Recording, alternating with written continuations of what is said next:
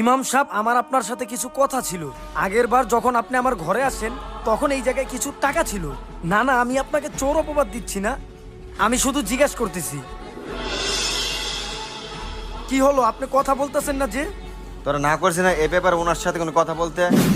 ইমাম সাহেব, আমি অরয়ে মাপ চাইতেছি, আপনি মাফ করে দেন।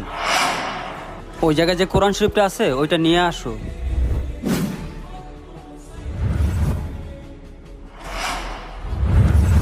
টাকাটা বিছনায় পড়েছিল, আমি উঠাইয়া কোরআন শরীফের ভিতর রেখে দিয়েছি। আমি চিন্তা করছিলাম তোমরা তো প্রতিদিনই কোরআন শরীফ পড়বা আর টাকাটাও পেয়ে যাবা। আমি তোমার কথায় ততটাও কষ্ট পাইনি যতটা এখন পেয়েছি, কারণ তোমার ঘরে 6 মাস ধরে কোরআন শরীফ পড়া হয় না।